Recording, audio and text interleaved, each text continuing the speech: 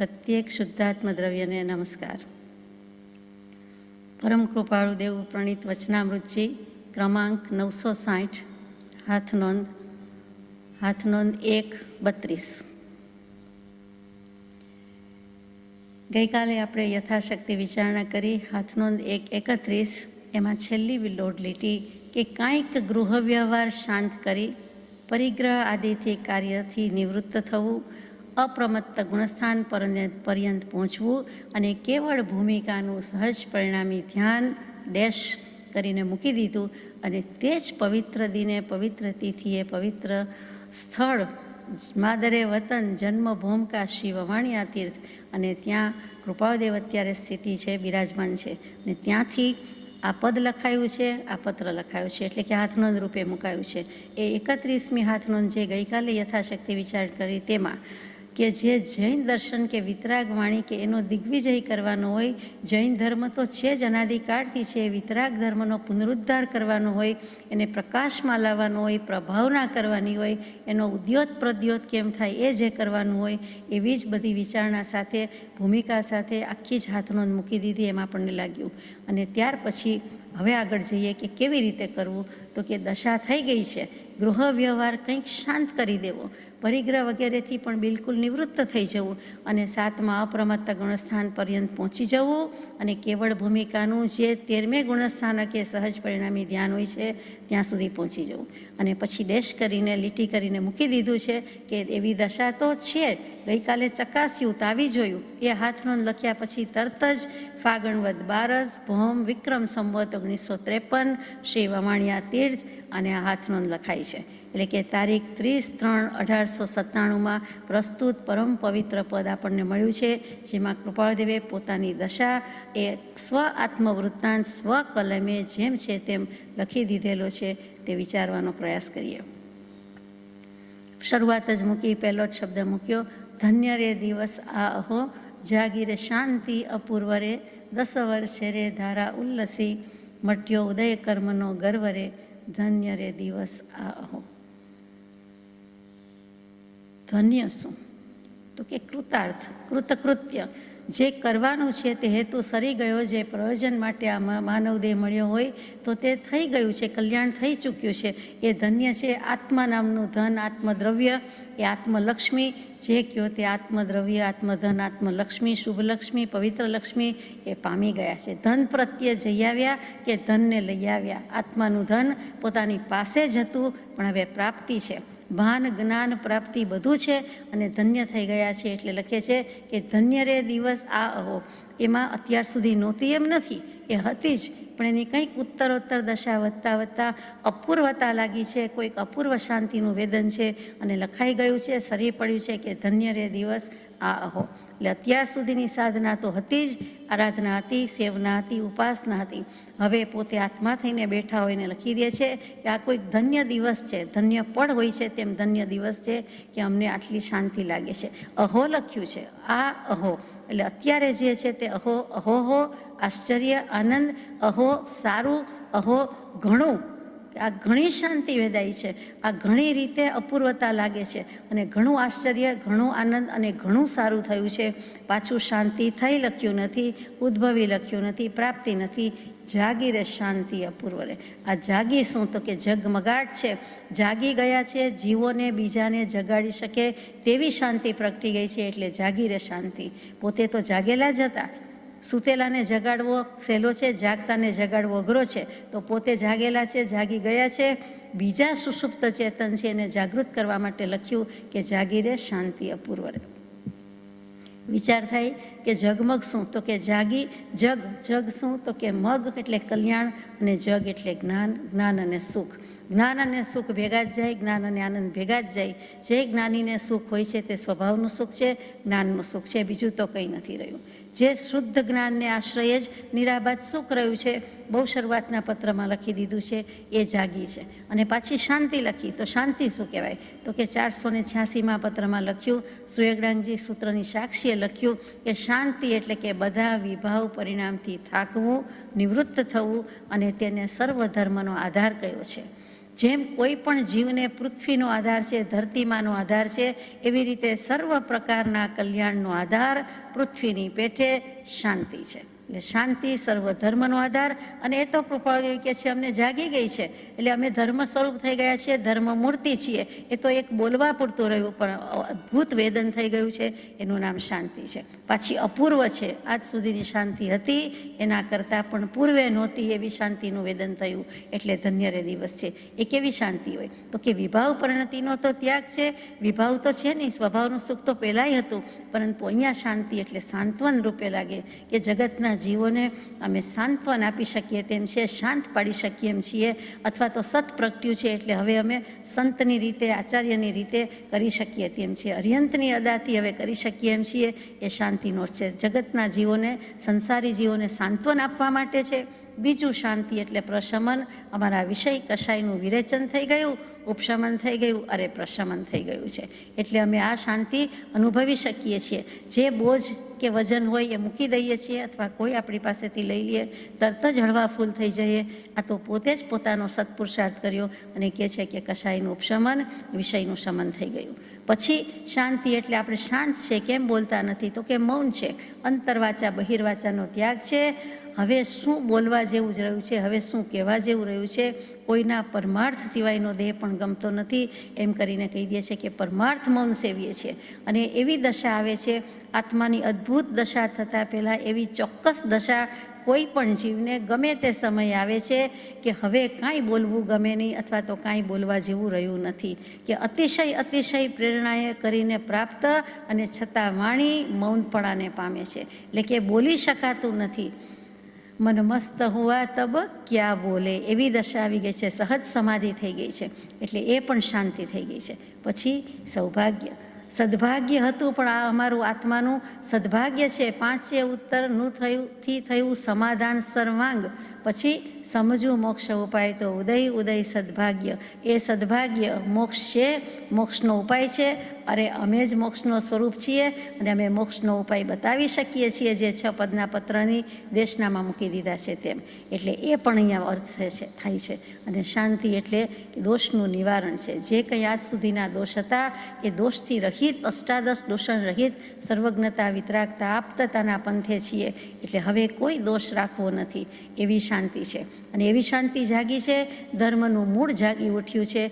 જે કંઈ છે તે ધર્મ સ્વરૂપ છીએ, ધર્મના મૂળ સુધી પહોંચી ગયા છીએ. અને જે શાંતિ કહીએ છીએ તે મધ્યસ્થતા આવી ગઈ છે. સર્વ દર્શન પ્રત્યે તટસ્થતા, મધ્યસ્થતા આવી ગઈ છે. સર્વ દર્શન જેમાં સમાય છે એવા વિતરાગ દર્શનને મસ્તક પર રાખ્યું છે, ઉન્નત મસ્તક પર, ઉન્નત અંગ ઉપર રાખ્યું છે. અને તે જ કૃપાળુદેવે કહી દીધું. આગલી હાથનોના આધારે આ બધું કહેવાય છે કે ત્યાં જીન આચાર અને જે જૈન દર્શન જે રીતે પ્રરૂપવું જોઈએ, નિરૂપવું જોઈએ, ક્યાં ક્યાં શું છે, અને પોતાની દશા કેવી થઈ છે કે તો સિક્કો મારી દીધો આ પદ લખીને કે એમ જ છે, અમે પ્રવર્તાવી શકીએ એમ છીએ, કરી શકીએ તેમ છીએ. આ જ શાંતિ એટલે બીજું કાંઈ નહીં પણ સમતા.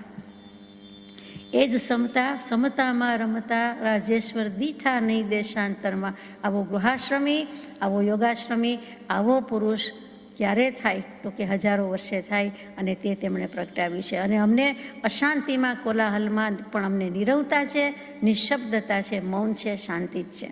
દરેક પ્રત્યે, સંસાર પ્રત્યે ઉપેક્ષા ભાવ છે, ઉદાસીન ભાવ છે, એ પણ શાંતિનો અર્થ છે. એટલી હદની ઉપેક્ષા આવી ગઈ છે, થઈ ગઈ છે. એટલો જ જળહળતો વૈરાગ્ય છે, એટલો જ સામ્ય ભાવ છે, એટલે કે સમ્યક દર્શન, સમ્યક જ્ઞાન અને સમ્યક ચારિત્રની પરિણતિ થઈ ગઈ છે. એટલી જ ઈચ્છા અને સ્પૃહા વિનાના છે. નિરીહ છીએ, નિસ્પૃહ છીએ, નિષ્કામપણું છે, તૃષ્ણાની બદલે વૈતૃષ્ણ્યપણું છે. આ બધા જ શાંતિના અર્થ થાય છે. તે એકો એક અર્થ અહીંયા બંધ બેસતા છે. એટલા માટે આપણે વિચારીએ છીએ. અને છેલ્લે જે કેટલાય પત્રોમાં સહી કરી છે તે શાંતિમાંથી પરમ શાંતિ પણ અનુભવે છે એવા પરમ કૃપાળુદેવ લખી રહ્યા છે કે જાગી રે શાંતિ અપૂર્વ રે. પહેલાં અનંતકાળમાં અથવા શ્રીમદ રાજચંદ્ર પ્રભુ તરીકેના બહુમા દેહમાં જે શાંતિ અનુભવી નથી એ આ પદ લખાયું છે ત્યારે વેદી છે અને પછી લખી છે. હવે આગળ જઈએ કે 10 વર્ષે રે ધારા ઉલ્લસી મટ્યો ઉદય કર્મનો ગર્વ રે. આ 10 વર્ષે કઈ ધારા ઉલ્લસી છે? તો કે જન્મ ધર્યો ત્યારથી અજ્ઞાન યોગી પણ તો સંભવતો જ નથી. કુલ યોગી કયો અજ્ઞાન યોગી, એવું અજ્ઞાન યોગી શબ્દ જ નથી. જ્ઞાન યોગી જ છે, જ્ઞાન જ લઈને આવ્યા છે. પણ 1931 અને એની પહેલાં જે લખ્યું છે તે 10 વર્ષે રે ધારા ઉલ્લસી, એ કઈ હોઈ શકે? તો કે વિક્રમ સંવત 1953 પદ લખાય છે. એની પહેલાંના 10 વર્ષ દાયકો ગણો, વિક્રમ સંવત 1943. ત્યાં સુધી જે દશા હતી, શતાવધાન સુધીની દશા હતી તે, અને ત્યાર પછી પ્રારબ્ધ વશાત, વ્યવસાય વશાત મોહમયી મુંબઈમાં વસવાટ થયો અને પરમાર્થ ધારા તો વહેતી હતી, પણ મુખ્ય થવાના બદલે જરા તરા પણ ગૌણ થઈ દબાઈ ગઈ, અથવા તો દિલમાં આત્મામાં ધરબાઈને પડી હતી, અંતરમાં સમાવી દેવી પડી હતી. અને તે અત્યારે ધારા, પરમાર્થ ધારા ઉલ્લાસ પામી છે. એટલે શિવજીનું લાસ્ય નૃત્ય કરે અને બધું તોડી ફોડીને ફેંકી દે. એમ કેટલાય બધા વિભાવ પરિણામ, કર્મનો ચકચૂર કરી નાખ્યા, ઢગલો બાળી નાખ્યો, પુંજના પુંજ બાળી નાખ્યા. અને જે ઉલ્લાસ આવી જાય છે તે કહે છે ચડતી કળાનો પ્રારંભ થયો, હવે અમારી જ્ઞાન કળા ઉત્તરોત્તર વધતી જાય છે. એટલે 10 વર્ષે રે ધારા ઉલ્લસી, આ વસ્તુ 10 વર્ષ સુધી પડી રહી છે. એ દાયકો ગયો તે ગયો, શતાવધાન પછીનો અને વિક્રમ સંવત 1952-53 પહેલાંનો. એટલે 1942-43 થી 52-53 એ જે ગાળો છે તે વાત આવતી હોય તેમ લાગે છે કે એ ધારા અત્યારે સંપૂર્ણપણે ઉલ્લાસને પામી છે, ઉત્સાહના પૂર છે, ધસમસતા પૂર છે. વાયુ વેગે ઉલ્લાસ નાચી રહ્યો છે, વધી રહ્યો છે નહીં, પણ નાચી કૂદીને સંકેત કરી લ્યો. કૃપાદેવ કે પ્રભુશ્રીજી કે ત્યાં નાચી કૂદીને કહે છે કે અમારે આ જે કંઈ હતું તે 10 વર્ષે ધારા ઉલ્લસી છે. શું કામ કહે છે, કઈ રીતે કહે છે? મટ્યો ઉદય કર્મનો ગર્મ રે. આ દસકો મને ઉદય કર્મ બરાબરના સતાવતા હતા, મોરચો માંડીને બેઠા હતા. ઉદય કર્મ કહે, અહો પરમ પુરુષાર્થી, પરમ કૃપાળુ શ્રીમદ રાજચંદ્રજી આવી જાઓ મેદાનમાં, અને સામે સત્પુરુષાર્થી, પરમ પુરુષાર્થી પરમાત્માપણું પ્રગટાવીને કહી દે છે આત્મસિદ્ધિ લખી દીધી, આત્મસિદ્ધિ કરી દીધી. 1952 કરી દીધી છે. આ 1953 પદ છે. અને પછી કહે છે કે આવી જાઓ, સંસાર મારાથી પૂંઠ દઈને ભાગ્યો, હું સંસારથી ભાગ્યો એમ નથી. અને 10 વર્ષે આ ઉદય કર્મનો જે ગર્વ હતો એ ખંડિત થઈ જાય છે. એટલે આટલો ઉલ્લાસ છે, આટલી શાંતિ વેદી છે કે ગમે તેમ કરીને ઉપાધિના ભીડા વચ્ચે પણ અમે તો જે ધારા પ્રગટાવવાની હતી, ચાલુ રાખવાની હતી, અખંડિત રાખવાની હતી, એ ચાલુ છે. એ પ્રવાહ હવે મુખ્યપણાને પામ્યો છે. જે થોડીક પણ શાંત થઈ ગઈ હતી, ગૌણ થઈ ગઈ હતી, એ ગૌણતા એ વ્યવસાયમાં મોહમયીમાં જે પ્રસ્થાન કર્યું અને જે ધંધો જમાવાની વાત આવી, ધંધાની શરૂઆત ધંધો જમાવાનો, અને એ 10 વર્ષમાં એમણે નામ કાઢેલું હતું. એ પેઢીએ નામના, એની દેશ અને પરદેશમાં પણ એ પેઢીની નામના હતી. એ ભૂલવા જેવું નથી. આ સફળ વ્યવસાયી કે વ્યાપારીની વાત ચાલે છે, આ સાચા ઝવેરીની વાત ચાલે છે. તો અહીંયા ઉદય કર્મનો ગર્વ પૂરો થઈ ગયો છે. આગળ જઈએ. 1931 આવ્યો અપૂર્વ અનુસાર રે, 1942 અદ્ભુત વૈરાગ્ય ધાર રે, ધન્ય રે દિવસ આહો. 1924 વિક્રમ સંવત 1924 કૃપાદેવનો જન્મ, અને ત્યાર પછી 1931 એટલે 7 જ વર્ષની વય છે. એમાં શું થયું તો કે કંઈક મોટો ચમત્કાર થયો, કંઈક મોટો બનાવ બની ગયો, કોઈક ઘટના ઘટી ગઈ, અદ્ભુત ઘટના થઈ, જીવનનો વળાંક મૂકી દે, વળાંક આખો બદલાઈ ગયો. તો કે એ એવા મોડ પર આવીને ઊભા રહ્યા. તો કે 7 જ વર્ષની વયે, તો કે એ પણ સ્વાભાવિક બન્યો, સાધનાથી બન્યો નથી.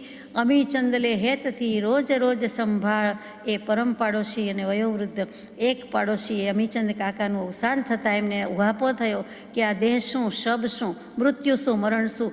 આવા બધા નિર્દયને નિષ્ઠુર લોકો જગતમાં વસે છે કે જે હમણાં સુધી હસતા રમતા હતા એને આપણી વચ્ચેથી ઉઠાવી ઊંચકી બહાર લઈ જાય છે અને પછી સળગાવી મૂકે છે, અગ્નિદાહ દઈ દે છે. અગ્નિ સંસ્કાર જીવનનો છેલ્લો સંસ્કાર શું કામ આમ કરે છે?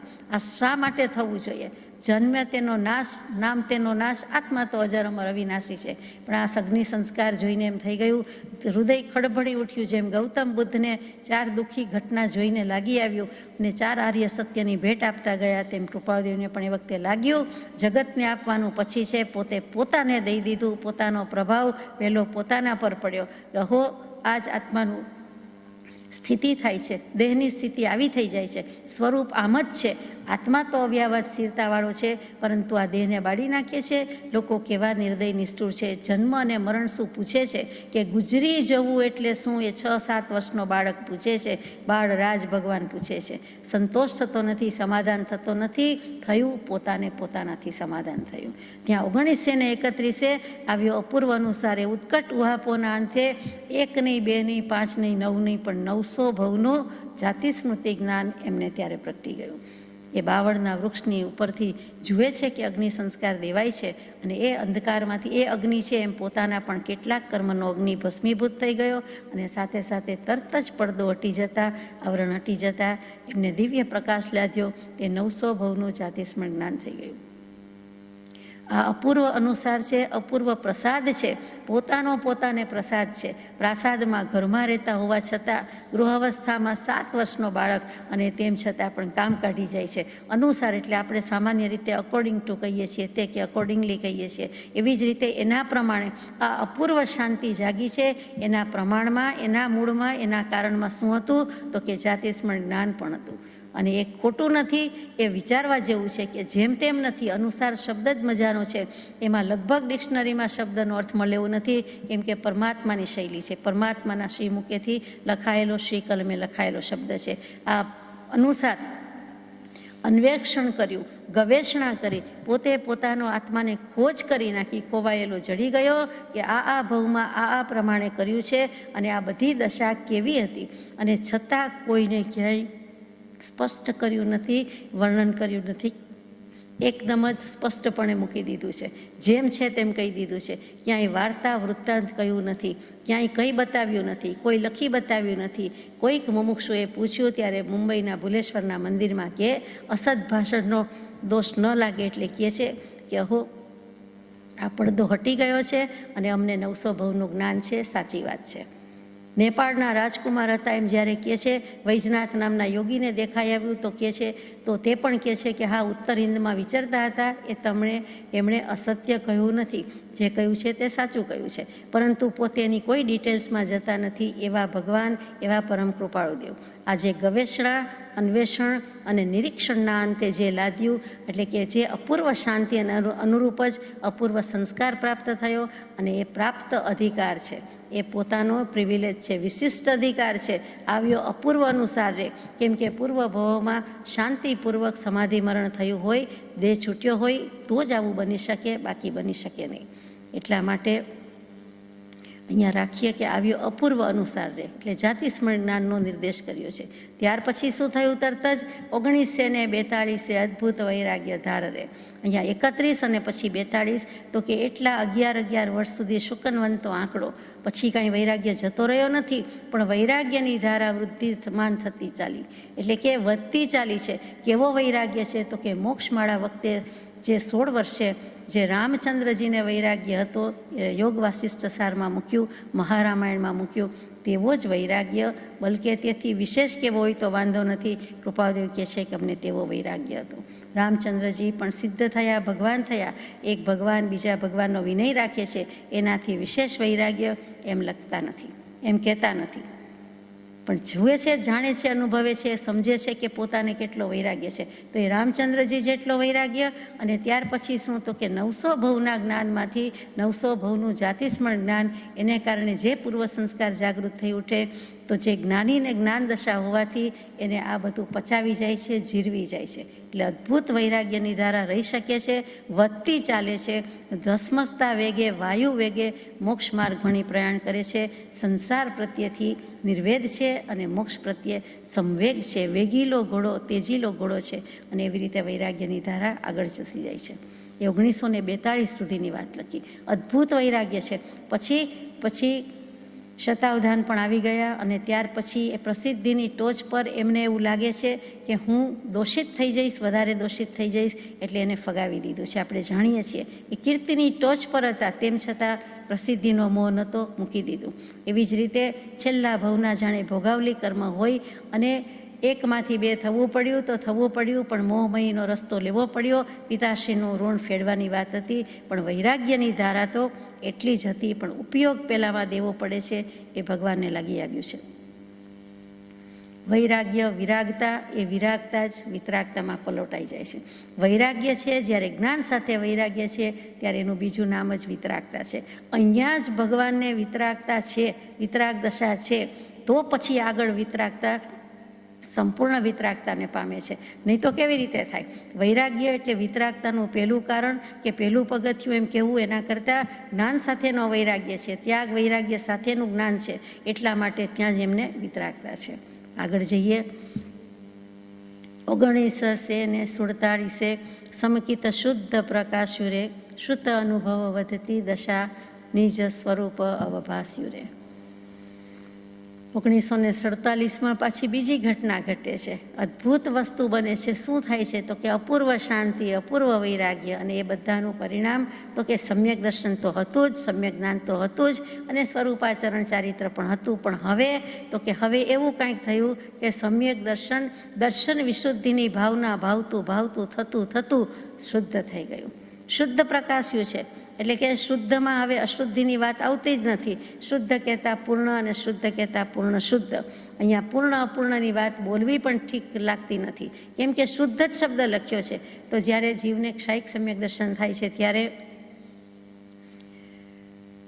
એનો જે અનુભવ છે અને કેવલ જ્ઞાનીને ક્ષાયિક સમ્યક દર્શન સાથેનો છે એ અનુભવ છે, એમાં કોઈ ફરક નથી. બંનેનો અનુભવ તો એક સરખો જ છે. બંનેની દશામાં થોડું ઘણું કશાયનું શમન ઉપશમન બાકી હોય એટલો જ ફરક છે, બીજો કોઈ ફરક નથી. તો ત્યાં નિશ્ચય સમ્યક દર્શન છે, આત્મ અનુભવ સાથેનું સમ્યક દર્શન છે, ક્ષાયિક સમ્યક દર્શન છે. તો તે અપેક્ષાએ હજુ એને અશુદ્ધ કહ્યું જાય, પરંતુ શુદ્ધ સમ્યક દર્શન કહે ત્યારે તો તેને આપણે એમ પણ કહેવું પડે કે ક્ષાયિક સમ્યક દર્શન હતું અને શુદ્ધ થયું, તો જાણે કે કેવલ જ્ઞાન વિતરાગતા થઈ ગઈ. આ પણ એક સમજવા જેવી વાત છે. બીજું સમ્યક દર્શન તો હતું જ, અનુભવપૂર્વકનું સમ્યક દર્શન પણ હતું જ. તો શું અનુભવપૂર્વકનું સમ્યક દર્શન ક્ષયોપશમ કે ઉપશમ એક ક્ષાયિક થયું એમ કેવું છે એટલે શુદ્ધ થયું? અહીંયા તો એમ સમજાય છે કે ક્ષાયિક સમ્યક દર્શનના પણ શુદ્ધ અને અશુદ્ધ બે ભાંગા પડે છે. તો શુદ્ધ ક્ષાયિક સમ્યક દર્શન જે કેવલ જ્ઞાનીને છે તે છે, અને તે પહેલાંનું જે કોઈ છે 4 થી 12મા ગુણસ્થાનક સુધીનું એ બધું જ સમ્યક દર્શન છે તે ક્ષાયિક હોવા છતાં પણ અંશે કમ્પેરેટિવલી કેવલ જ્ઞાનીના સમ્યક દર્શનની સાથે એ અશુદ્ધ કહેવાય. અહીંયા તો ભગવાને લખી દીધું કે સમકિત શુદ્ધ પ્રકાશ્યું રે. પહેલું સમ્યક દર્શન તો હતું જ, હવે સમકિત પણ શુદ્ધ પ્રકાશ્યું છે. ચલ મલને અગાઢ દોષ પાણી ભરે, હવે સમ્યક દર્શનને મલિન થાય એમ નથી. આ અપ્રતિપાતી છે, આ કોઈ દિવસ પડી જાય તેવું નથી, ઓછું થાય તેમ નથી. વર્ધમાન સમકિત થઈ ટાળે મિથ્યાભાસ, ઉદય થાય ચારિત્રનો વીતરાગ પદવાસ. એ થઈ શકે, પરંતુ આ સમકિતને હવે બીજું કાંઈ અશુદ્ધિ કે અપૂર્ણતાનો અંશ માત્ર લાગુ પડતો નથી. એક સમય માટે અને એક પરમાણુ માટે પણ અશુદ્ધિને અવકાશ નથી એવું સમ્યક દર્શન શુદ્ધ કહ્યું જાય છે. અહીંયા માત્ર શુદ્ધ શબ્દ વાપર્યો છે, એ બહુ વિચાર માંગેલી છે. પાછું પ્રકાશ્યું રે, થયું રે એમ નથી લખ્યું, પ્રકાશ્યું છે. ઈચ્છા છે, ભાવના છે, જિજ્ઞાસા છે, અથવા તો કોઈ ધ્યાન ધરીએ છીએ એમ નથી, પ્રકાશ્યું છે, થઈ ગયું છે. શ્રુત અનુભવ વધતી દશા નિજ સ્વરૂપ અવભાસ્યું રે. અમને શ્રુતની દશા, શ્રુત જ્ઞાન, હવે શ્રુત જ્ઞાનથી કેવલ જ્ઞાન થાય છે. શ્રુત જ્ઞાન કેવલ જ્ઞાન સુધી લઈ જાય છે. શ્રુત અને પછી અનુભવ. એક બાજુ શ્રુત જ્ઞાન, શાસ્ત્ર જ્ઞાન કયો, અથવા તો આત્મા જે શ્રુત કેવલી થાય છે તે લ્યો, અને અનુભવ શબ્દ મૂક્યો. અનુભવ વધતી દશા, અનુભવનું બળ પણ મળેલું છે. આત્માનો અનુભવ, દેહ અને આત્મા સ્પષ્ટપણે જુદા અનુભવી લીધા છે, અને સાથે સાથે શ્રુત જ્ઞાન પણ એટલું વધતું જાય છે. આત્મસિદ્ધિજીની શરૂઆત, સર્જન જે કયો તે થઈ ગયું છે. કૃપાળદેવે આ પદ લખ્યું છે વિક્રમ સંવત 1953 ફાગણમાં, ઈસવીસન 1897ના માર્ચમાં, અને આત્મસિદ્ધિજી લખાઈ ગઈ છે ઓક્ટોબર ઈસવીસન 1896 આસોવદ એકમ વિક્રમ સંવત 1952. શાસ્ત્રનું સર્જન થઈ ગયું છે. દશા હતી તો એ શાસ્ત્ર લખાયું, અને શાસ્ત્ર લખાઈ ગયું, સ્વાભાવિકપણે લખાઈ ગયું. પછી પણ આટલા 6-8 મહિના ગયા હોય તો એ સમકિત શુદ્ધ પ્રકાશ્યું છે. એ દિવસને કૃપાળદેવ ધન્ય ગણાવે છે, એટલે આપણે ધન્યતાપૂર્વક જ વિચારણા કરવી રહી કે આ કયું આત્મધન કમાયા, કેવી રીતે કમાયા.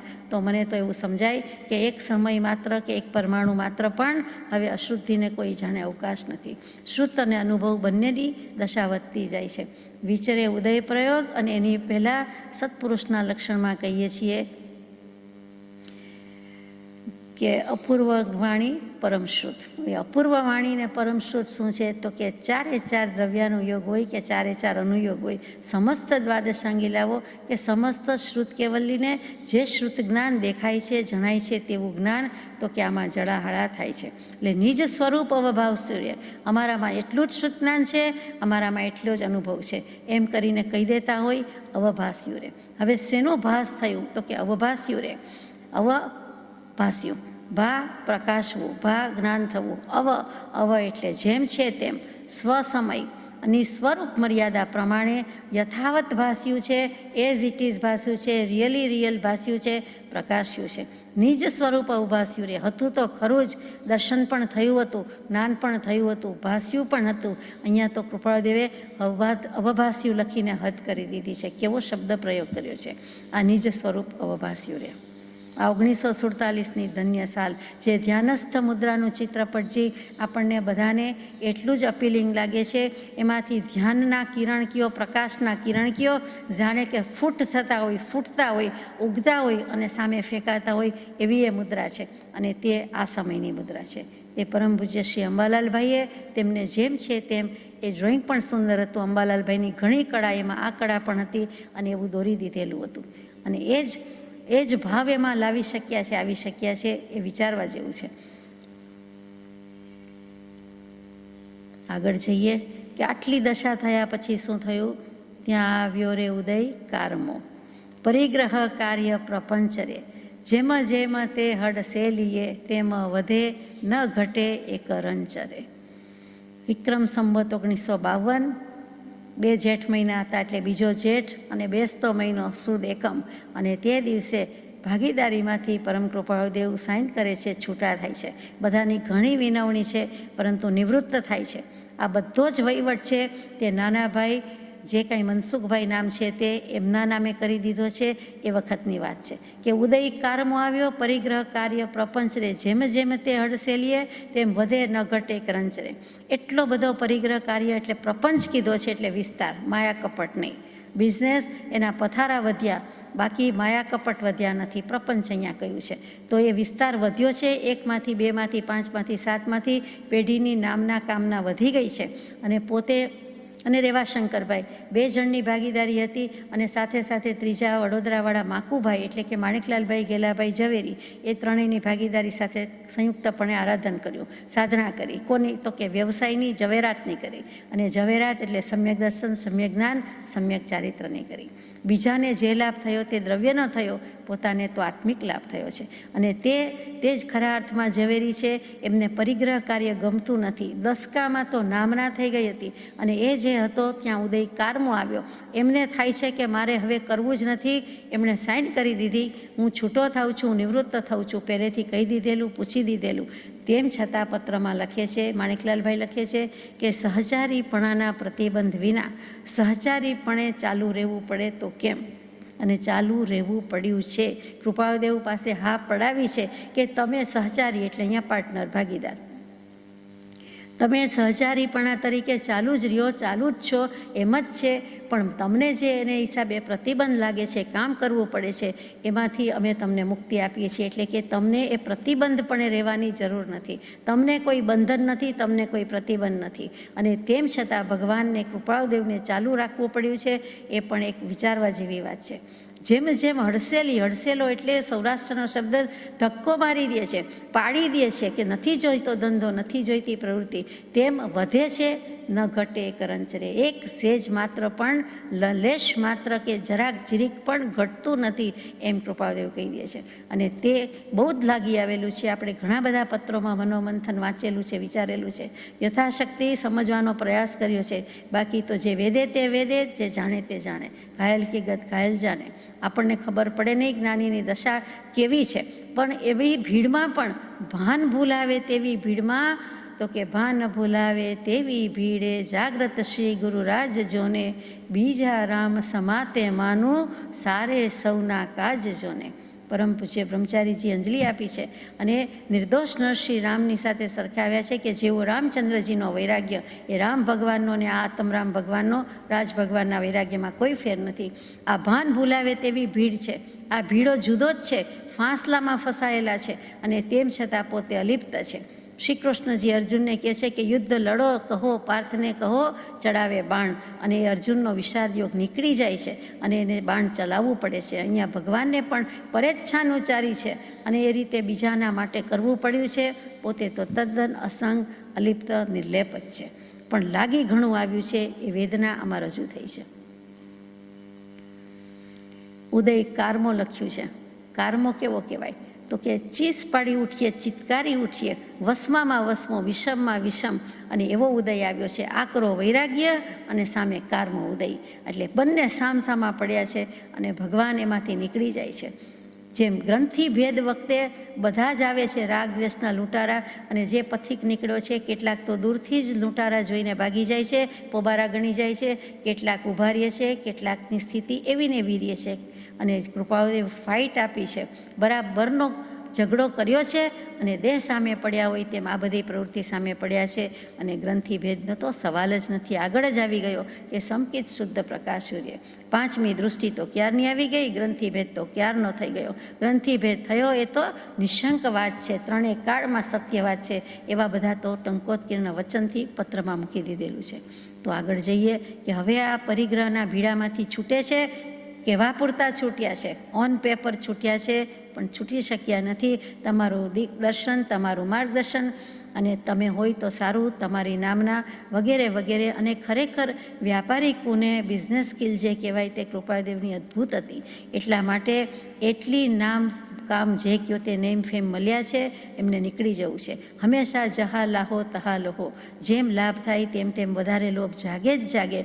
માણેકલાલભાઈ દશાવાંશ છે, સમજી શકે છે પણ છતાં કરવો પડે છે. રેવાશંકરભાઈ સગા છે, કાકાશ્રી છે, સમજે છે છતાં પણ કરવો પડે છે, છતાં સંમત થાય છે. પરંતુ બીજા ઝવેરી, બીજા પાર્ટનર્સ જે ઉમેરાયા છે અમદાવાદના અને સુરતના નગીનદાસભાઈ, ધરમચંદભાઈ અને અમદાવાદના છોટુભાઈ, લલ્લુભાઈ, એમને માન્ય થતું નથી.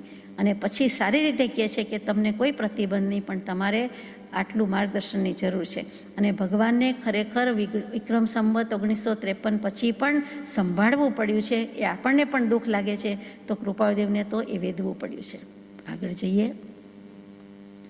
વધતું એમ જ ચાલ્યું, હવે દિશે ક્ષીણ કાંઈ રે. કાંઈ વાંધો નહીં, એ બધું પૂરું થઈ ગયું છે. ભગવાનને શાંતિ છે, આપણને શાંતિ નથી, ધીરજ નથી, કે એમ જ ચાલતું ચાલ્યું, હવે દિશે કંઈ ક્ષીણ રહે. હવે એ અમે નિવૃત્ત થઈએ છીએ, થવાના છીએ, એટલે હવે ઓછું થઈ જશે, ક્ષય પામશે. ક્રમે કરીને રે તે જશે, એમાં ભાસે મન માહી રે, ધન્ય રે દિવસ આ અહો. એટલે કે જે આપણે વાત કરી તે જ કે ભાગીદારીમાંથી છૂટા થયા છે, એટલે એમ લાગે છે કે હવે મને વાંધો નથી. અને એમણે કરી પણ બતાવ્યું છે. વિક્રમ સંવત 1952નું ચોમાસું, શ્રાવણ મહિનો, અને એ વખતે એમણે 8.5 મહિના ચરોતર ભૂમિમાં વગેરે નિવૃત્તિ જ લીધેલી છે. એટલે કરી શક્યા છે, નિવૃત્તિ ક્ષેત્રમાં જ વિચરેલા છે. પછી ઈડરગીરી પર પણ ગયા છે, અને પછી ઉત્તરસંડામાં પણ તે વનવાસી, તે શાંત મહાત્મા હતા. તે શાંતિ અહીંયા દેખાય છે કે અપૂર્વ શાંતિ હતી. એ કેવા મહાત્મા હતા તો પોતે જ લખ્યું છે વર્ણન કે તે શાંત હતા. એ વડવાના અને ઈડરના અને વસોના અને અહીંયા ઉત્તરસંડાના. તો કે એ મહાત્મા કેવા હતા તો કે શાંત હતા. તો એ શ્રાવણ મહિનાથી લીધેલું, એટલે કે પર્યુષણ કાવીઠામાં કર્યું, અને ત્યાર પછી આ નિવૃત્તિ ક્ષેત્રમાં જ તેઓ વિચર્યા છે. ત્યાર પછી હવે દિશે ક્ષીણ કાંઈ રે, એટલે 1953 પછીની વાત. તો કે વિક્રમ સંવત 1955માં આ વ્યવસાયનો છેલ્લો તાંતણો પણ તોડી નાખ્યો છે, તૂટ્યો છે. બ્રહ્મચર્ય વ્રત અને કંચન કામિનીના ત્યાગી અને નિષ્પરિગ્રહ વ્રત તો એમને ક્યારનું થઈ ગયું છે. હવે નિષ્પરિગ્રહ વ્રત એક થોડુંક કંઈક ઘટતું હતું આ બિઝનેસ પાર્ટનરના હિસાબે, એ પણ આવી ગયું છે. કેટલી હદે આવી ગયું તો પાસે એક પૈસો નહીં પણ એક પાઈ પણ રાખતા નહીં. એ જમાનામાં એક આનાની 12 પાઈ હતી, રૂપિયાના 64 પૈસા હતા. આપ જાણો છો, આપણે તો પાઈનું ચલણ જોયું નથી, પણ જેમને જોયું છે એમને ખબર છે એટલે એ જે હતું તે એક પાઈ પણ રાખતા નથી, મુસાફરી કરવી પડે તો ટિકિટ પણ રાખતા નથી, એવી નિષ્પરિગ્રહ વ્રત કૃપાળુદેવે આદરી લીધું છે, લઈ લીધેલું છે. એટલે હવે એ જશે એમ ભાસે મન માહીરે, અને આટલી હદે આવી ગયા હતા. આ વિક્રમ સંવત 1955. પરંતુ આપણે પછી જાણીએ છીએ, પત્રમાં આવી ગયું છે. માત્ર ઉલ્લેખ કરી જાઉં છું કે આ 1953નું પદ લખાયું, પછી 55ની વાત પણ આવી ગઈ, અને 1956નો દુકાળ આપ્યો, 56યો. અને એ વખતે એમને પાછું રેવાશંકરભાઈ પણ કંઈક સંયોગવશાત, અનિવાર્ય કારણવશાત બોમ્બેમાં નથી, અને મનસુખભાઈ પણ નથી. ત્યારે એમને મુંબઈમાં એવી લથડેલી તબિયતે, નાદુરસ્ત તબિયતે પણ સંભાળવું પડ્યું છે અને કામ કરવું પડ્યું છે. એ વિક્રમ સંવત 1956માં. એટલે ભગવાનને ઉપાધિ યોગ કે ઉપાધિનો ભીડો તો ક્યારેય ગયો નથી. પણ કાંઈ વાંધો નહીં. 913માં પત્રમાં જેમ મૂક્યું છે તેમ કે ભગવાને એવા ઉપાધિના ભીડામાં પણ વિલક્ષણ સાનંદ આશ્ચર્ય વૃત્તિ ઉદ્ભવે છે એવી દશાથી કામ કાઢી લીધું છે. એટલે કે નિર્વિકલ્પ દશા તેમણે ત્યારે પણ મેન્ટેન કરી છે. એટલે એ વિચારવા જેવી વાત છે કે ગમે તેવો ભીડો હોય, ગમે તેવી વિષમ પરિસ્થિતિ હોય, પ્રતિકૂળ સંયોગોમાં તો 913માં પત્રમાં કીધું તેમ વધારે ને વધારે કરી શકે છે. અને એવા જ જ્ઞાની પુરુષોની ત્યારે કસોટી થાય છે કે તે કસોટીમાંથી પાર ઉતરે છે. કેવા પાર ઉતરે? કેવલ જ્ઞાન સુધી પહોંચી જાય તેવા પાર ઉતરી જાય છે. આગળ જઈએ કે યથા હેતુ જે ચિત્તનો સત્ય ધર્મનો ઉદ્ધાર રે, થશે અવશ્ય આ દેહથી એમ થયો નિર્ધાર રે, ધન્ય રે દિવસ આહો. જે ચિત્તમાં હતું કે મારે સત્ય ધર્મનો ઉદ્ધાર કરવો છે એ કરી ચૂક્યા, અને છતાં લખે છે કે હજુ બાકી છે તો થશે અવશ્ય આ દેહથી એમ થયો નિર્ધાર રે. આ દેહે જ થશે, ભવિષ્ય નહીં, ભવ નહીં. આ ભવ પણ માન્ય નથી, આ દેહ પણ માન્ય નથી, દેહભાવ માન્ય નથી. તેમ છતાં લખે છે કે આ દેહથી જ થવાનો છે. કેમ કે આ બધા વ્રત નિયમ પચખાણ આવી ગયા છે. હવે ગૃહાશ્રમી કોઈ કહે તો કે કેવા પૂરતું કહે તો બરાબર છે, દશાથી તો કોઈ કહે એમ નથી. જગતને જાણ થઈ ગઈ છે કે હવે એ નિવૃત્ત છે. તો યથા હેતુ જે ચિત્તનો મારા સત્ય ધર્મના ઉદ્ધારની ભાવના હતી, નિષ્કારણ કરુણાશીલતાથી હતી, પરમ કારુણ્ય સ્વભાવથી જે હતી, તે આ દેહથી ચોક્કસ નિર્ધાર થયો છે. પાકે પાયે નિર્ણય થઈ ગયો છે કે આ ઉદ્ધાર હું કરીને જ જંપીશ. જગતમાં, દેશમાં જ્યાં પણ ત્યાં મારે વિતરાગ ધર્મનો ઝંડો ફરકાવવો અથવા તો દશા જાહેર કરવી કે દરેક જીવ પોતાની દશા સમય માત્ર ચૂક્યા વિના કરી લે, એ જે ઉદ્ધાર કરવાની ભાવના હતી એમાં સ્ફુટ થાય છે. ચોખ્ખે ચણક લખી દીધું છે કે મારા મનનો જે ચિત્તનો હેતુ હતો એ સત્ય ધર્મનો ઉદ્ધાર આ દેહથી અવશ્ય થશે. કેમ કે પરિગ્રહ કાર્ય પ્રપંચ હતું, જેની જગતને વધારે પડી હતી, એ પરિગ્રહ હવે નથી. હવે જગત અમને સસ્પૃહ તો ક્યારેય નહોતા, પણ હવે નિસ્પૃહ તરીકે જોઈ શકશે, એટલે અમે આગળ થઈ શકશે. પુનરુદ્ધારની ભાવના કેવી છે? જૈન ધર્મ, વિતરાગ ધર્મ તો અનાદિકાળથી જ છે. મહાવીર સ્વામી પણ થઈ ગયા છે, એમના જ શાસનમાં છીએ, પરંતુ લાખો લોકો લાખો ગાઉ સુધી ધર્મથી દૂર રહ્યા છે. મૂળ ધર્મ કે મૂળ માર્ગ જ વિસરાઈ ગયો છે. ત્યાં કૃપાળુદેવ લખે છે, ચેલેન્જ લીધી છે કે અમે કરી શકીશું. આ કાળમાં પૂર્ણ વિતરાગ જેવો બોધ અમને સહજે સાંભળી આવે છે. વળી દશા થઈ ગઈ છે તો મહાવીર સ્વામી કેમ હતા, કેમ કરતા હતા, એના છેલ્લા અંતેવા શિષ્ય તરીકે જે અવલોકન નિરીક્ષણ કરેલું છે તે હવે પ્રગટમાં આપી શકીએ એમ છીએ, બતાવી શકીએ એમ છીએ, દર્શાવી શકીએ એમ છીએ. એટલા માટે કહે છે કે અત્યારે ઉદ્ધાર અમે હવે કરી શકીએ છીએ. સાચા કોઈ વિતરાગના અનુયાયી હોય આ કાળમાં તો અમે છીએ એમ એમણે સ્પષ્ટ લખ્યું છે. કેમ કે ત્યાંથી આવ્યા છીએ, તેમને જ ફોલો કરીએ છીએ. તીર્થંકરની વાણી સુણીને આવનારા અને તે જ વાણીને સુણીને સમજાવનારા એવા પરમ કૃપાળુ પ્રગટ પરમાત્મા, તે જ ગુરુ, તે જ પૂજ્ય સદાય મારા. આવી અપૂર્વ વૃત્તિ અહો થશે અપ્રમત્ત યોગરે, કેવળ લગભગ ભૂમિકા સ્પર્શીને દેહ વિયોગરે, ધન્ય રે દિવસ આ અહો. આવી વૃત્તિ રહી છે, હજી વૃત્તિ છે તો કે આવી અપૂર્વ વૃત્તિ. અપૂર્વ શાંતિ થઈ ગઈ, અપૂર્વ સમ્યક દર્શન, અપૂર્વ ભાવ, અપૂર્વ જ્ઞાન, અપૂર્વ વૈરાગ્ય, હજુ અપૂર્વમાં બાકી રહ્યું તો અપૂર્વ વૃત્તિ થઈ છે. આવી વૃત્તિ અમને પહેલાં થઈ નથી કે જે અત્યારે થાય છે. કેવી? તો કે થશે અપ્રમત્ત યોગરે. અપ્રમત્ત યોગ અને અપ્રમત્ત ઉપયોગ એટલે 7મું ગુણ સ્થાનક. અને ત્યાં તો આવી ગયા છીએ. અપ્રમત્તની વાત કેવી મૂકી? તો કે પ્રમાદ નથી તે અપ્રમત્ત. અપ્રમત્ત એટલે જ સ્વરૂપનું અવિસ્મરણ. સ્વરૂપ ક્યારેય ભૂલાતું નથી, સ્વરૂપથી ચ્યુત નથી, સ્વરૂપથી ભ્રષ્ટ નથી, અને સ્વરૂપ ખસતું જ નથી. સ્વરૂપ જ છે, સ્વરૂપના જ ભાનમાં છે, એ સ્વરૂપના જ જ્ઞાનમાં છે. તેની દશા અપ્રમત્ત કહેવાય, અને એ અપ્રમત્ત મુનિ કહેવાય. અને મુનિ સદાય નિર્ભય હોય, સદાય જાગૃત હોય. આ બધું જ સુયજ્ઞાનજી સૂત્રની સાક્ષીએ 486માં પત્રમાં કૃપાળદેવે પ્રકાશી દીધું છે. સન્નિપાત શબ્દ વિચાર્યો હતો હમણાં 2 દિવસ પહેલાં, તો એ જ વાત આવી અહીંયા કે આત્માના સત સ્વરૂપથી નિપાત, સન્નિપાત, સત વત્તા નિપાત. તો આત્માનું સત સ્વરૂપ છે, સહજ સ્વરૂપ છે, એનાથી નિપાત એટલે નીચે પડવા દેતા નથી, અધોગતિ તો શું પણ અધોપતન થવા દેતા નથી. અને જો થાય છે તો તે સન્નિપાત, અને તેનું જ બીજું નામ મુખ્ય પ્રમાદ છે. અહીંયા તો કૃપાળદેવ કહે અમને સન્નિપાત તો હોઈ શકે જ નહીં, અમને પ્રમાદ છે જ નહીં. જે લઘુશંકા જેટલા પ્રમાદ વશાત અમે પરિભ્રમણ કર્યું કે આ 2400 વર્ષ બાકી રહી ગયા મહાવીર સ્વામીની જેમ, તે જ ભવે મોક્ષે ન જઈ શક્યા, તો હવે અમે પ્રમાદ કરતા હશું, અને અમે કોઈ જ્ઞાની મળી જાય તો એની પાછળ પાછળ જઈએ પડીએ, પણ હવે અમે પ્રમાદમાં ખડી રહીએ તેમ નથી. એવો પુરુષ, એને પ્રમાદ શબ્દ કેવોય ઠીક લાગતો નથી. આ તો એમણે લખ્યું કે અપ્રમત્ત યોગ એટલે આપણે બોલવું પડે, વિચારવું પડે. તો એ સન્નેપાત નથી. સન્નેપાત વસાત જ જીવને રાગ, દ્વેષ, મોહ, અજ્ઞાન વસાત બધા ભાવો થયા કરતા હોય છે. અહીંયા તો સન્નેપાતની વાત જ નથી. જે કંઈ છે તે અપ્રમત્ત છે, શુદ્ધ સ્વરૂપમાં સ્થિર છે, સ્વસ્તરીય છે, એ અપ્રમત્ત મુનિ કયા. એ જ 486મો પત્રનો પ્રારંભ કર્યો. એમાં મૂક્યું કે પ્રમાદને તીર્થંકર દેવ કર્મ કહે છે, અને અપ્રમાદને તેથી બીજું એટલે કે અકર્મરૂપ એટલે આત્મ સ્વરૂપ કહે છે. તો અહીંયા અપ્રમત્ત યોગ છે, કૃપાળદેવની સ્વસ્થતા છે, સ્થિરતા છે, અને અપ્રમત્ત યોગ છે. એટલે કાંઈ બીજું કહેવા જેવું નથી. અપ્રમત્ત યોગ છે, અપ્રમત્ત ઉપયોગ છે. અને એથી પણ વિશેષ કહેવું હોય તો એક પત્રમાં 353માં એટલે 486ની પહેલાં મૂક્યું છે કે સમય માત્ર પણ અપ્રમત્ત ધારાને નહીં વિસ્મરણ કરતું એવું જે અમારું આત્માકાર મન વર્તમાન સમયે ઉદય પ્રમાણે પ્રવૃત્તિ કરે છે. ફરીથી, એક સમય માત્ર પણ અપ્રમત્ત ધારાને વિસ્મરણ નહીં કરતું એવું અમારું મન આત્માકાર છે, અને વર્તમાન સમયે ઉદય પ્રમાણે પ્રવૃત્તિ કરે છે. અમે મનથી આવા છીએ, અમારો આત્માનો ઉપયોગ આમ છે, અને બાહ્ય ચેષ્ટાથી દેખાય છે કે કામ કરે છે, વ્યવસાયમાં છે, અને બિઝનેસમાં બિઝી છે, અને બધું જ ભરણ પોષણ કરે છે, દેવું ફેરવાનો પ્રયત્ન કરે છે, ગૃહાશ્રમી છે, વ્યવસાય અને વ્યવહાર નિભાવે છે.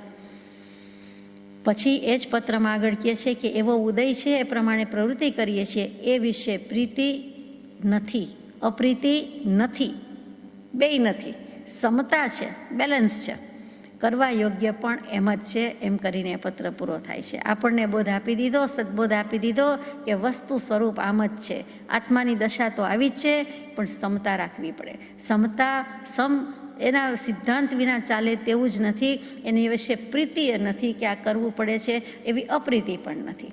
કરવાની ઈચ્છાય નથી, ભાવનાય નથી, અને આ કરવું પડે છે તો એના પ્રત્યે જે અપ્રીતિ થવી જોઈએ એ પણ નથી. એટલે કે ધિક્કાર, તિરસ્કાર નથી. તો ત્યાં તરત જ કલુષિત પરિણામ આવી જાય, દ્વેષ પરિણામ આવી જાય. તો કૃપાળદેવને કેટલું બેલેન્સ રાખવું પડ્યું હશે કે ધાર તલવારની સોહલી દોહલી 14માં જીનતણી ચરણ સેવા. એટલે કે આ બાજીગરાની માફક જ્ઞાની પુરુષનો ઉત્તમ અભિનય છે કે રહેવું આમ ને કરવું કંઈક ને કેવું આમ. રહેવું છે ક્યાં? તો કે આત્મામાં. કેવું છે? આત્માની વાત. અને છતાં કરવું શું પડે? તો કે દૈહિક ક્રિયા કરવી પડે, શારીરિક ક્રિયા કરવી પડે, અથવા તો બહારથી વ્યવસાયની, વ્યવહારની, વ્યાપારની ક્રિયા કરવી પડે. પરંતુ પોતે અપ્રમત્ત યોગની સાધનામાં છે, અપ્રમત્ત ઉપયોગ છે. એ જ વસ્તુ આગળ લઈએ 377માં પત્રમાં કે જ્ઞાની ઈચ્છા સહિત નથી, જ્ઞાની ઈચ્છા રહિત નથી, જ્ઞાની સહજ પરિણામી છે, જ્ઞાની સહજ સ્વરૂપી છે. જે કંઈ થાય છે તે થાય છે, ન થાય છે તે ન થાય છે, સહજપણે સ્થિતિ છે, સહજપણે પ્રાપ્ત ઉદય ભોગવે છે, અને તે કર્તવ્ય રહિત છે. કર્તવ્ય ભાવ તેને વિશે વિલય પ્રાપ્ત છે. આ સહજ સ્વરૂપને સહજ સ્વભાવની ભેટ કુંદ ભગવંતે આપી છે, પણ શાસ્ત્રોમાં છે. આપણને એમાં નકશો મળે છે, પણ કેમ કરાઈને કેમ જવાય એ આ જીવતો જાગતો સમયસાર કૃપાળુદેવે કરી બતાવી દીધું. મહાવીર, બીજો મહાવીર પ્રયોગવીર થતો જાય છે, બીજાને સાથે લેતા જાય છે કે તરીએ છીએ ને તારીએ છીએ. તરતા તરતા તારતા જવું મુશ્કેલ છે. એવો કોઈ તરણ તારણ હોય તો તેને ભજો તે બીજો કોઈ નહીં, કૃપાળુદેવ. આ કાળમાં આપણને મળ્યા એ તો બહુ જ કોંજાણે કેટલા પુણ્ય વપરાઈ ગયા અથવા તો વ્યય થયો ત્યારે આપણને આવું સદભાગ્ય, પરમ સદભાગ્ય મળ્યું કે આ કૃપાળુદેવના ચિત્રપટજી, વચનામૃતજી, મુદ્રા વગેરે વગેરે મળ્યા છે. પછી કેવળ લગભગ ભૂમિકા સ્પર્શીને દેહ વિયોગ રે. વિપરીત કાળમાં એકાકી હોવાથી ઉદાસ, એમ પણ એમણે પત્રમાં લખી દીધું કે કાંઈ વાંધો નથી, કોઈ મારી સાથે નથી, કોઈ મારી આગળ નથી, મારાથી વધારે દશાવાળો નથી અને કોઈ મારી સાથે અત્યારે શેર કરી શકે એવો, સમજી શકે, કોઈ કળી શકે દશાને એવાનો પ્રસંગ પણ નથી. જ્યારે થયો ત્યારે કહે છે કે એક સૌભાગભાઈ થોડુંક સમજે છે, સમજી શક્યા છે, એક અંબાલાલભાઈને કંઈ મર્મનો અંશ આપ્યો છે અને પછી તો આપણે જાણીએ છીએ જુઠાભાઈ, પ્રભુશ્રીજી વગેરે અનેક નામી અનામી જીવોને એમણે તારી દીધા છે અને સ્વરૂપની સિદ્ધિ હાંસલ કરાવી છે. પરંતુ આ જ્યારે લખાય છે ત્યારે શું વાત છે કે કેવળ લગભગ ભૂમિકા સ્પર્શીને દેહ વિયોગ રે. કેવળ લગભગ ભૂમિકા શું? જે પત્રની શરૂઆત એટલે હાથનોંધની શરૂઆત પદ પહેલાં જ લખ્યું છે તે જ કે કેવળ ભૂમિકાનું સહજ પરિણામી ધ્યાન, અને પછી ડેશ કરીને લખ્યું કે ચાલો ત્યાં લઈ જાઓ, કેવી રીતે કર્યું છે, કેવી રીતે કરવામાં આવે છે. તો એ કેવળ ભૂમિકાનું સહજ પરિણામી ધ્યાન કૃપાળુદેવના જ વચનથી લઈએ તો કે કેવળ અને સહજ અંતર્મુખ ઉપયોગ મુખ્યતાએ કેવળ ભૂમિકાએ એટલે કે 13મે ગુણસ્થાનકે હોય છે અને નિર્મળ વિચારધારાના બળવાનપણા સહિતનો અંતર્મુખ ઉપયોગ 7મે ગુણસ્થાનકે હોય છે. એટલે આ 7મા ગુણસ્થાનકની સ્થિતિ અપ્રમત્ત યોગ અને અપ્રમત્ત ઉપયોગ તો છે.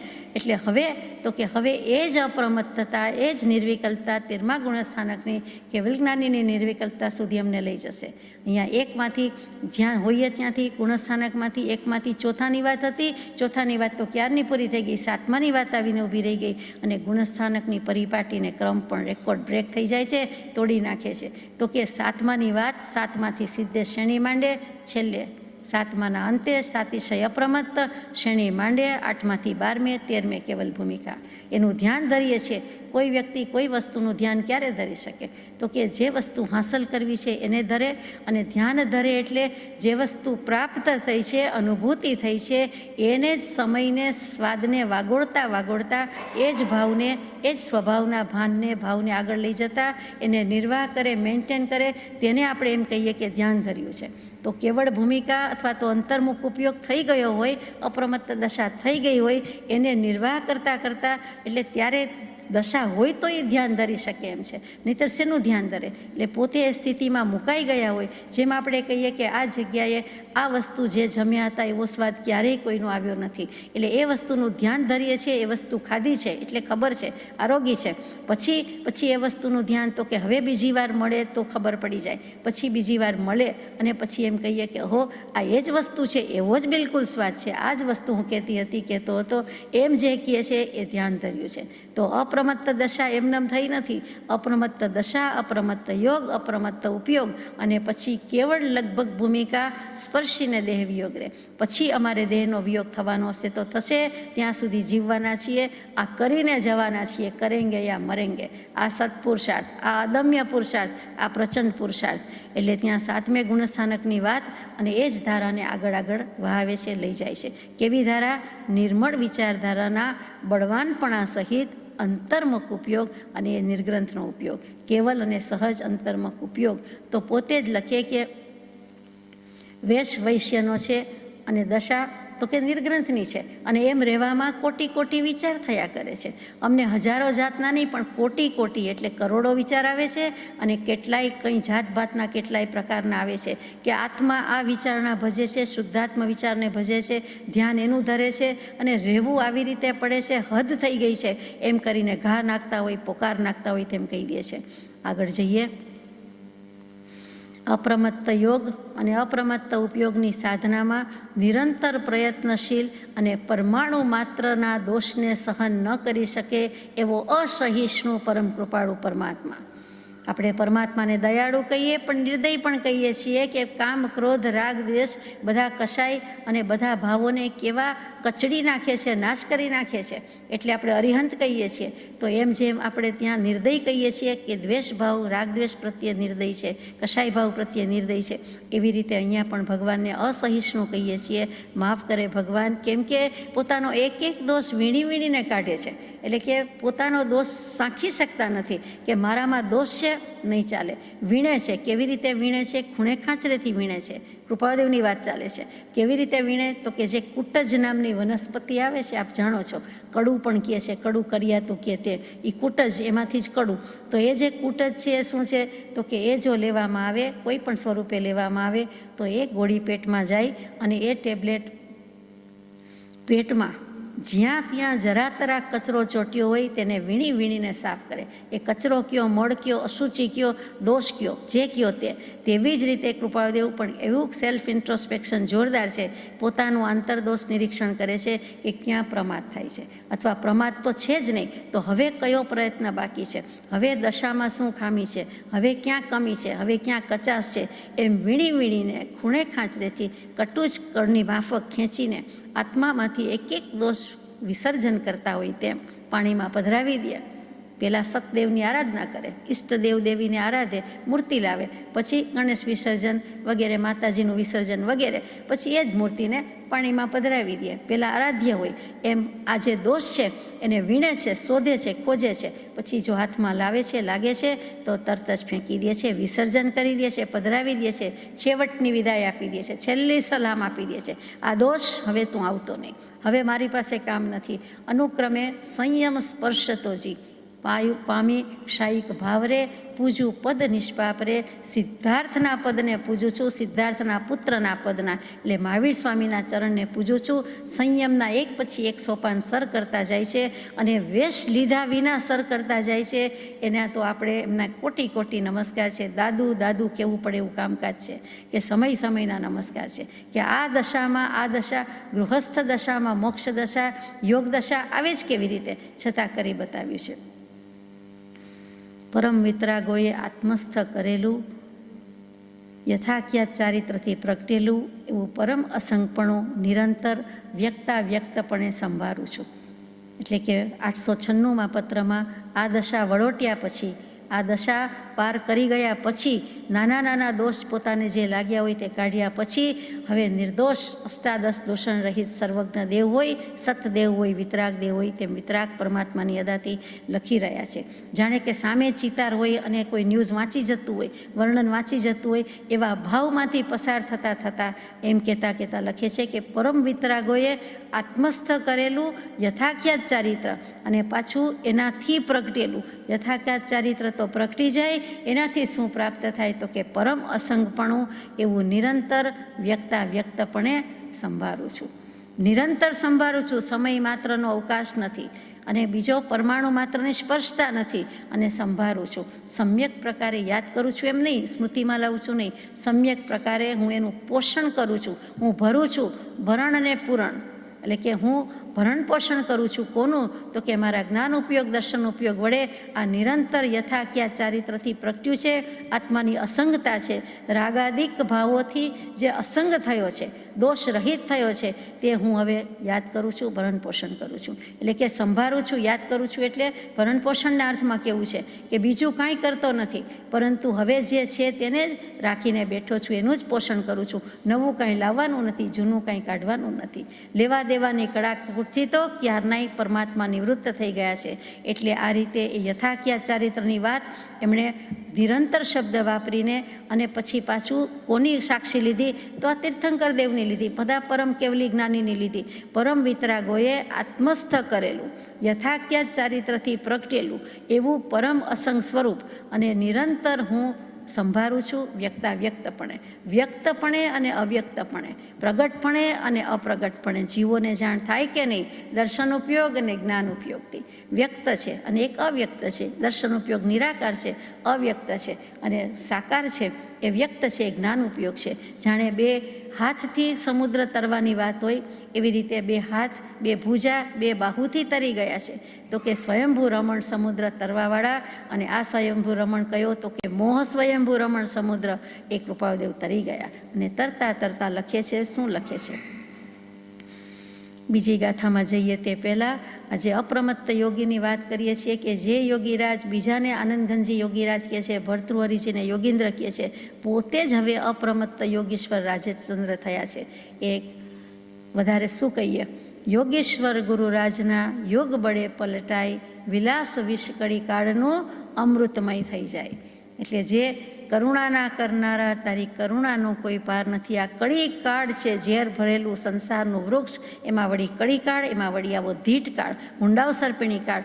ભલે ને હોય, પોતે જન્મ્યા તો ભલે જન્મ્યા, પણ એના યોગ બળથી આ બધું વિલાસનું વિષ પલટાઈ જાય છે. એ જ વિષ અમૃત રૂપે પરિણમી જાય છે. શું કામ? તો કે પોતે આવા યોગી થયા છે, અપ્રમત્ત યોગ સાધ્યો છે. પછી છેલ્લી કડી છે, અવશ્ય કર્મનો ભોગ છે, ભોગવવો અવશ્ય શરે.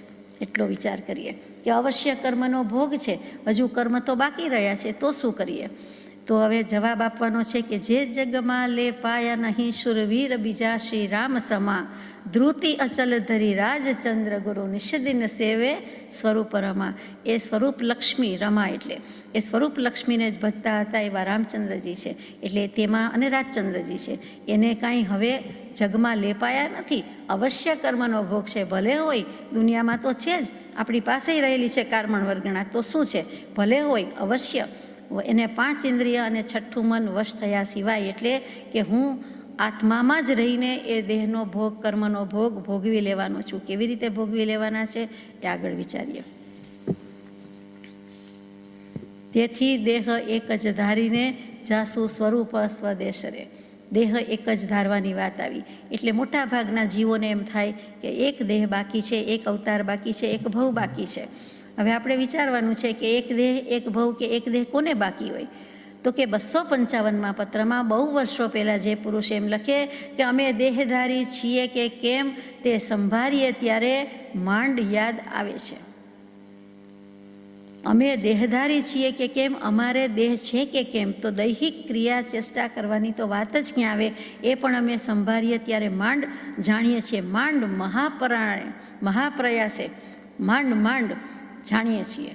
હજી છીએ તેમ લાગે છે એમ નહીં, જાણીએ છીએ. તો જાણી લીધું ને જોઈ લીધું કે આ દેહ છે ને આત્મા છે, બાકી અમે દેહધારી છીએ એવું અમને લાગતું જ નથી. ધર્મ, અર્થ, કામ અને મોક્ષ ચારે પુરુષાર્થ જેણે ફગાવી દીધા છે, એટલે કે અવધૂત થઈ ગયા છે.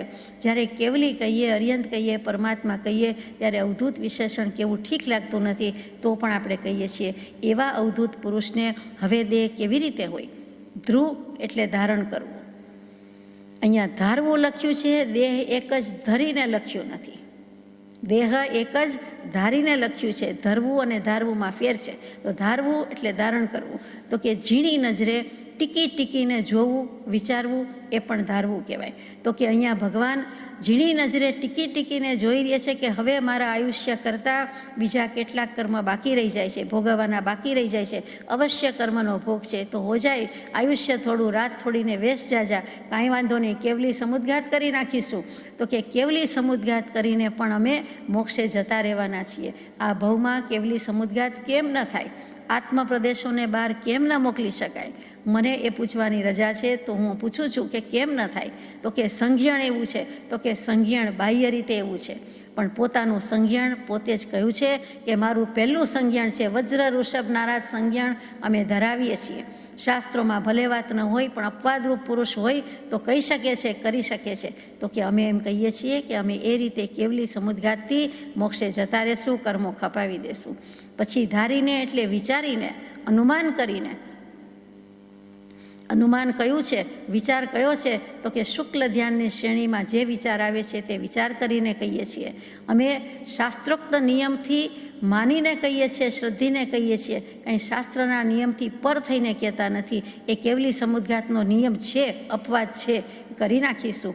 ધારીને, નિશ્ચય કરીને, આ મારો નિશ્ચય છે, આ મારો અડગ નિશ્ચય છે, આ મારો સ્થિર વિચાર છે. પંચ મહાભૂતથી પૃથક હું જુદો ગણીને કહું છું. અવધારીને, અહીંયા ધારીને શબ્દ છે, ધારણા કરીને કે આ પંચમહાભૂતથી મારો આત્મા જુદો, આ તેજસ શરીરથી મારો આત્મા જુદો, કાર્બન શરીરથી મારો આત્મા જુદો, એમ ગણીને આ પ્રાણવાયુનો વ્યાપાર હું 5 ઘડી પર્યંત રોકી રાખીને, આ ધારીને શબ્દના અર્થ બધા થાય છે કે પ્રાણવાયુનો વ્યાપાર 5 ઘડી એટલે 2 કલાક સુધી રોકી રાખીને દેહના સંયોગમાં, દેહના અંગોમાં જે કંઈ છે તે મનને સ્થિર કરીને, શૈલેષીકરણ કરીને, પ્રાણ રોકીને આ જે દેહ છે મારો, તે જ શ્રીમદ રાજચંદ્ર તરીકેનો એ દેહમાં જ અમે જાશું સ્વરૂપ સ્વદેશ રે. અમે આ જ દેહથી આ જ ભવે આજે મોક્ષે જવાના કેમ ન જવાય. કેવલી સમુદ્ઘાતે બીજું શું છે? આત્મપ્રદેશોને મોકલવાના છે, પણ એ જ્ઞાન દેહ છે. અને કેવલી સમુદ્ઘાત વખતે 14 રાજલોકમાં જ્ઞાન રૂપે વ્યાપક થઈને જઈશું, વ્યાપીને જઈશું, ધારીને જઈશું, પણ જઈશું. જેને ત્રણેય કાળમાં પોતાનો દેહાદિથી સંબંધ નથી એવી અપૂર્વ દશાને નમન કરું હું તન મનથી. એ સ્વરૂપે ને સ્વદેશ જ હોય, બીજે ક્યાંય હોઈ શકે નહીં. અંતમાં દિવ્ય જ્ઞાન કળા પ્રભુ અકળ અહો, મુજ પામરથી ન કળાય અહો. તુમ મુદ્રા દેખી પ્રતીત ભયો, અહો રાજચંદ્રદેવ. રાત દિવસ મને રેજો રટણ તમારું. સજાત્મ સ્વરૂપ.